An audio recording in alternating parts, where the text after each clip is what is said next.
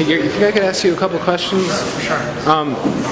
First of all, just what do you think is going to happen in the next 6 months as far as the financial markets? Well, first of all, there are thousands of people worldwide that make their living off of predicting bond prices. And bond prices right now are offering virtually no yield whatsoever. Now, that's as a result of the Federal Reserve basically buying up, issuing, printing money, and banks borrowing that money and then buying up treasuries as opposed to loaning it out to you or I, because why take a risk when you can, in a closed loop, make money off of you and I with no risk? So at some point, and people make their livings off of this, but at some point we will experience a bond market collapse, and that is when people demand that there be more of a return than 1.5% on a 10-year treasury. So what does that look like?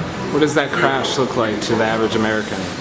The shelves are bare, because very quickly the dollars that we have don't buy a thing. And this, by the way, happened in Russia in the late 80s, a monetary collapse. The ruble was worth something one day, the next day it wasn't worth anything. All the shelves were bare in Russia because everybody took all the money that they had and bought everything they could.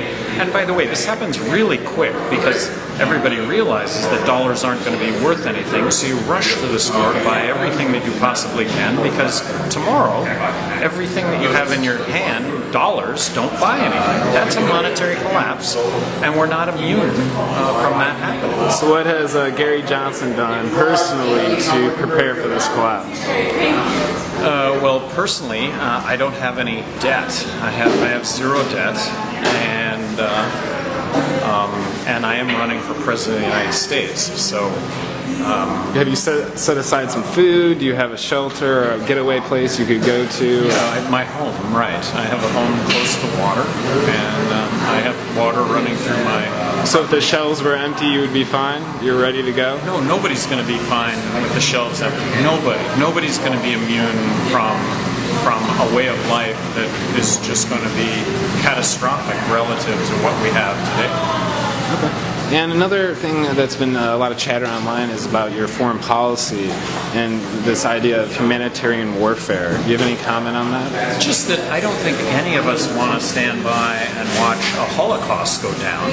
And so in that context is my, look, I don't want to see a Holocaust go down. What is a Holocaust? What is a humanitarian war? One of the Supreme Court justices was asked to define pornography. And his response was, you know what, I can't really define it, but when I see it, I know what it is. As President of the United States, I'd like to think that I would recognize a Holocaust going down and be able to address that. I am absolutely military non-interventionist.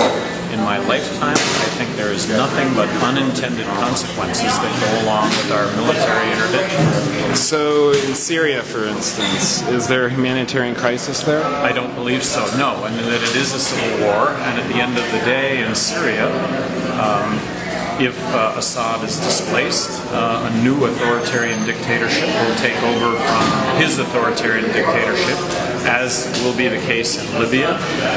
Libya is an example. Gaddafi's personal army is displaced. They go off to the democracy of Mali. They topple the democracy of Mali. We're down one democracy when it comes to our intervention in Libya. Again, just unintended consequences. Egypt, Mubarak. We pick the lesser of two evils because we are omnipotent in the decisions that we make. Well, no. Are you concerned that if we do go into Syria, there might be some sort of repercussions from Russia and China, and their... Yes. Let me just use Iran as an example. If we bomb Iran, we're going to make ourselves another 100 million enemies that we did not otherwise have. The biggest demonstration in support of the United States after 9/11 was in Iran. And we're going to bomb Iran? And if we're going to bomb Iran, how come we didn't bomb China when they were developing a nuke? How come we didn't bomb